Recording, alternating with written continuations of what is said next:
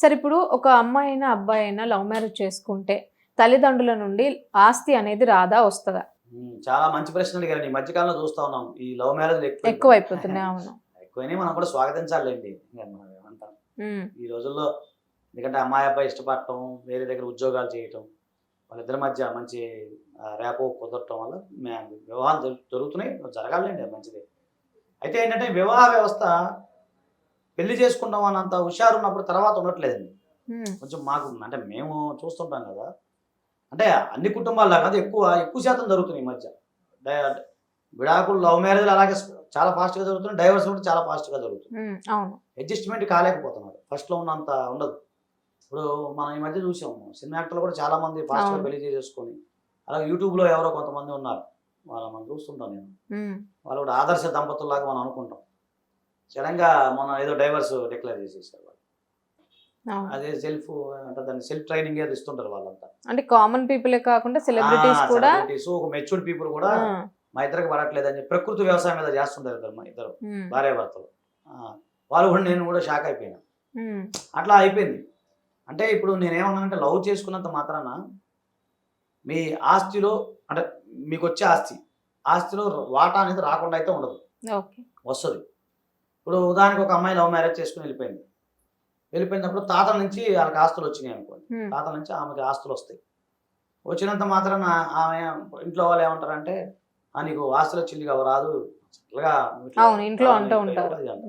అది మామూలుగా అనొచ్చు, కానీ లా ప్రకారం అయితే ఖచ్చితంగా ఆమెకు రైట్ ఉంటుంది. ఆమె వారసురాలు, అంటే మనం లీగల్ గా వెళ్తే కనుక ఆమె ఖచ్చితంగా.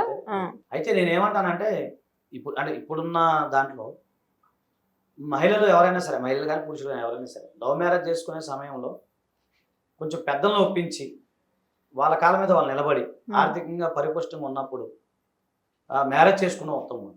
ఎందుకంటే ఈ రోజుల్లో ఒక మనిషి బతకాలంటే రోజుకి 300 రూపాయలు ఖర్చు అవుతుంది, తిన్నా తినకపోయినా, కామన్ మ్యాన్కి. సో అలా ఉండాలి. తర్వాత తల్లిదండ్రులను ఒప్పించి చేసుకోవాలని చెప్పి నేను కోరుకున్నాను. ఎందుకంటే వాళ్ళ యొక్క క్షోభ పెడతాం కూడా కరెక్ట్గా. సో ఇక లీగల్గా అంటే లాయర్గా నా డ్యూటీ నేను చేయాలి. సో ఎవరైనా డైవర్స్ మామూలుగా మ్యారేజ్ అయిపోయి లవ్ మ్యారేజ్ చేసుకొని వాళ్ళిద్దరూ వచ్చి మాకు వాటా కావాలంటే ఖచ్చితంగా రైట్ ఉంటుంది. పార్టీషన్స్ కూడా వాళ్ళు ఫైల్ చేసుకోవచ్చు. అబ్బాయికైనా అమ్మాయికైనా. అయితే ఏంటంటే ఇంకొకటి ఇక్కడ ఏంటంటే, తల్లిదండ్రుల యొక్క సెల్ఫ్ ఎక్వైర్ ప్రాపర్టీ ఏదైతే ఉందో, అంటే తను కష్టపడి సంపాదించిన ఆస్తులు ఎవరికి రైట్ ఉండదు. అమ్మాయికి రాదు, అబ్బాయికి రాదు. ఇప్పుడు ఇద్దరు పేరెంట్స్ ఉన్నారు, వాళ్ళిద్దరు సంపాదించారు, కష్టపడి వాళ్ళ కష్టార్జితంతో కష్టపడి డబ్బు సంపాదించుకున్నారు. అప్పుడు అమ్మాయి లవ్ మ్యారేజ్ చేసుకుని వెళ్ళిపోయింది అనుకో, దానికి ఆయన రూపాయి కూడా ఇవ్వాల్సిన వస్తుంది అమ్మాయికి. జస్ట్ తాతల నుంచి వస్తే ఉన్న ఆస్తి తప్ప వాళ్ళ నాన్నగారు అమ్మగారు సంపాదించిన ఆస్తి నుంచి అబ్బాయికైనా అమ్మాయికైనా రాదు. ఎవరికి రైట్ ఉంది అంటే అబ్బాయి చూసుకుంటే సార్, అబ్బాయి వారసుడు కదా. సో ఇప్పుడు వాళ్ళ తండ్రి సంపాదించిన ఆస్తుల కొడుకు రావాలి అన్నది ఒకటి ఉంటది కదా. సో తాత నుండి ఆస్తి రాకపోయినా కూడా వాళ్ళకి తండ్రికి ఉంటుంది కాబట్టి తండ్రి నుంచి వచ్చే అవకాశాలు ఉన్నాయా? అలా ఏం లేదండి. ఇప్పుడు అబ్బాయి అమ్మాయి ఇద్దరు ఒకటే. ఇప్పుడు ఇద్దరు పేరెంట్స్ ఉన్నారు, వాళ్ళు కష్టపడి సంపాదించుకున్నారు, ఇల్లు కట్టుకున్నారు. వాళ్ళు ఏమంటారు, నేను ఏమన్నా ఏం చేసుకొని చేసేది ఏం లేదు, దానికి రైటే లేదు. అలా ఉంది చట్టంలో. సెల్ఫ్ ఎక్వైర్ ప్రాపర్టీ మన ఇష్టం, మనం కష్టపడి సంపాదించుకుంది మనం మన ఇష్టం ఏమైనా చేసుకోవచ్చు. అలాగా నేను నీ కడుపును పుట్టాను అంటే ఎస్, కడుపును పుట్టిన ఇద్దరికి 18 years వరకు పోషించే బాధ్యత తల్లిదండ్రులది పుట్టిన అబ్బాయికి. ఆడపిల్లకి వచ్చేసరికి పెళ్ళి అయ్యేంత వరకు పోషించాల్సిన బాధ్యత తల్లిదండ్రులది, అంతవరకే డ్యూటీ. ఇప్పుడు నా కొడుకున్నాడు, 18 years దాటినాయి అనుకోండి, 19 yearsకి వచ్చాడు అనుకోండి, మేజర్ అయ్యాడు అనుకోండి, నేను ఆయన పోషించాల్సిన అవసరం లేదు, చట్టంలో లేదు అది. ఇంకా మన ఇండియాలో 30 సంవత్సరాలు వచ్చినా మనం పోషిస్తూనే ఉంటాం, నా కొడుకు ఏమైపోతాడని. విదేశాలు అట్లా ఉండదు. వాడు 18 years దాటి 19 దాటి పంపించేస్తారు బయటికి, వెళ్ళిపోయి బతుకుపోరా బాబు బయట అంటారు. అలాగే మహిళలైనా అంతే, పంపించేస్తారు, బతుకుపో, ఇక్కడైతే మా దగ్గర వద్దు, నువ్వు ఏమైనా చేసుకుంటావు. సో అందుకని ఏంటంటే, మన భారతదేశంలో మామూలుగా ఏంటంటే మన ప్రేమ అభిమానాలు ఎక్కువ కాబట్టి మనం పోషిస్తూ ఉంటాం ఒకటి. తర్వాత ఇప్పుడు లవ్ మ్యారేజ్లో చాలామంది చేసుకుంటారు, అట్లా డాడీ నేను లవ్ మ్యారేజ్ చేసుకుని, అయితే మమ్మీ నేను లవ్ మ్యారేజ్ చేసుకుని వస్తుంటారు. వచ్చినప్పుడు వాళ్ళని పోషించాల్సిన అవసరం కూడా ఇలా లేదు. అర్థమవుతుందండి మీకు? కొడుకుని కోడలు పోషించాల్సిన అవసరం కూడా వీళ్ళకి లేదు, తల్లిదండ్రులకు లేదు. అర్థమవుతుంది మీకు? సో ఇప్పుడు ఒక ఆయన వచ్చాడు, డాడీ నేను పలానా అమ్మాయిని పెళ్లి చేసుకున్నా, చేసుకో బాబు నీ ఇష్టం, నువ్వు మేజర్ అయ్యాక చేసుకో, నా ఆస్తి అయితే నీకు చిల్లిగా రాదు, ఓకే నువ్వు ఏమన్నా చేసుకోపో, బయటికి వెళ్ళిపో. అంతే తప్ప మాత్రం మళ్ళీ వీళ్ళ మీద మెయింటెనెన్స్ చేయడానికి ఉండదు.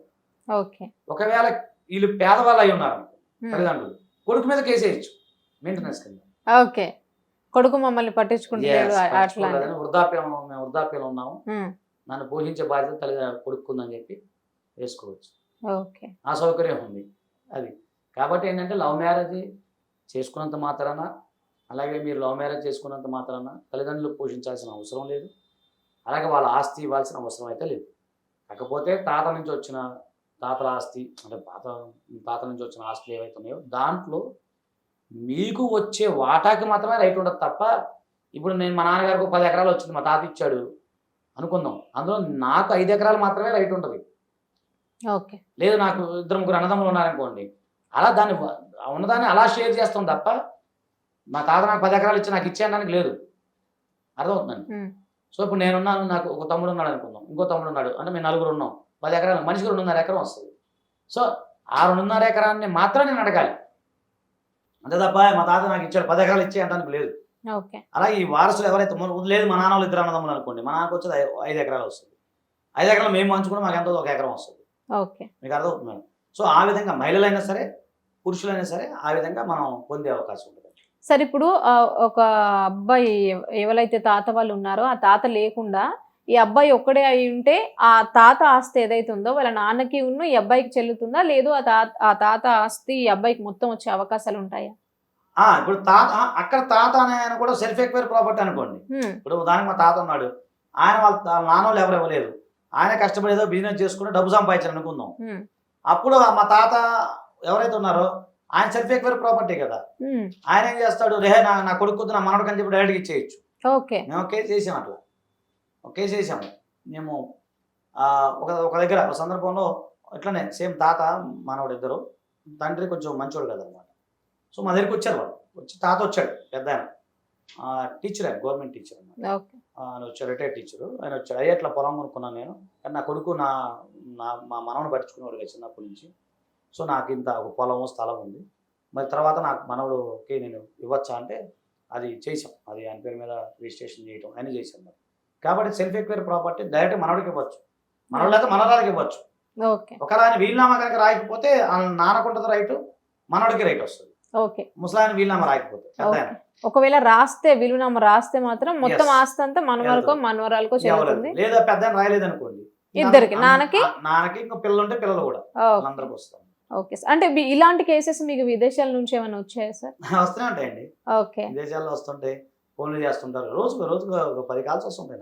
ఓకే, అంటే వాళ్ళకి కూడా సేమ్ ఇట్లా అంటే మనలాగానే ఉంటుంది అక్కడ సాంప్రదాయం కూడా. ఇప్పుడు మన దగ్గర లవ్ మ్యారేజ్ చేసుకుంటే ఆస్తి ఇవ్వాల్సిన అవసరం లేదు, నచ్చని పెళ్లి చేసుకుంటే ఇది ఇది ఇది ఏదైతే ఉందో అక్కడ కూడా వర్తిస్తుంది. అక్కడ కొంచెం డిఫరెంట్. అలా ఇప్పుడు మీకు మైక్రోసాఫ్ట్ అధినేత బిల్ గేట్స్ ఉన్నాడు కదా, ప్రపంచంలో అత్యధిక ఖరీదైన డైవర్స్ అవి. ఓకే, అక్కడ ఏంటంటే భార్యాభర్తలు విడిపోవాలన్నప్పుడు 50% వాటా ఇవ్వాలి. ఇక్కడ అది లేదు. భార్య విడిపోవాలంటే భర్త భార్య కానీ భర్త కానీ ఇద్దరు విడిపోవాలంటే, ఇప్పుడు ఒక వ్యక్తి ఉన్నాడు, ఆయన 20 లక్షలు సంపాదించాడు అనుకోండి మామూలుగా. సో ఇద్దరి మధ్య 3 పిల్లల మధ్య గొడవలు అయినాయి. కంపల్సరీ కోర్టు ఏం చెప్తుంది, ఉన్న ఆస్తి ఎంత ఉందో కలపమంటారు ఇద్దరు, ఆమెది ఏమిది కలపమంటారు. మొత్తం కలిపేసి ఇవ దగ్గర ఏం లేవు, ఆయన దగ్గర ఎక్కువ ఉన్నాయి అనుకోండి, ఈ దాంట్లో 50% కట్టు భార్యకి అంటారు. అక్కడ ఆ రూల్ ఉంది, ఇక్కడ అలా లేదు. భార్యాభర్తల మధ్య డిస్ప్యూట్స్ వచ్చినాయి అనుకోండి, అక్కడ ఉంది కాబట్టి ఎక్కువ డివోర్స్ జరగకుండా ఉండడానికి అవకాశం ఉండొచ్చు. ఇక్కడ మన సాంప్రదాయం ఉన్నాం కదా. సో ఇప్పుడు ఉదాహరణకి భార్యాభర్తలు విడిపోవాలనుకున్నాను, ఇక్కడ మెయింటెనెన్స్ ఇస్తాం అంతే, నెలకు 15,000 20,000 మెయింటెనెన్స్ వస్తుంది అంతే. ఆ జాబ్ చేస్తే మెయింటెనెన్స్ రావాలి. మనం వీడియో కూడా ఉంది, ఏ సందర్భంలో భార్యకి మెయింటెనెన్స్ చెల్లించాల్సిన అవసరం లేదు. ఓకే, జస్ట్ ఇంట్లో ఉంటే మాత్రం ఇంట్లో ఉండాలి అంతే, ఆమె ఏం జాబ్ చేయకూడదు.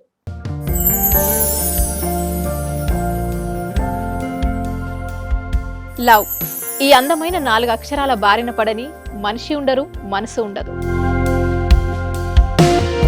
ఈ లవ్ కొంతమంది జీవితానికి సరిపడా మధురమైన అనుభూతులను అందిస్తే, మరికొంతమందికి జీవితాంతం వెంటాడే చేదు జ్ఞాపకాలను మిగిల్స్తుంది. లైలా మజ్ను, పార్వతీ దేవదాస్ ఈ 2 కథల్లో మజ్ను లైలా ప్రేమ కోసం ఎంత పరితపించాడో విన్నాం. దేవదాస్ పార్వతీ ప్రేమ కోసం ఎంత పిచ్చోడయ్యాడో చూసాం. కానీ లైలా మజ్ను ప్రేమ కోసం ఎంత ఆరాటపడిందో మనం ఆలోచించలేదు. దేవదాసు దూరమయ్యాక పార్వతి పరిస్థితి ఏంటో మనం అర్థం చేసుకోలేదు. ప్రేమ నుండి పెళ్లి వరకు వెళ్ళలేకపోయినా ఎంతో మంది అమ్మాయిల బ్రేకప్ స్టోరీస్తో మీ లవ్ టుడే.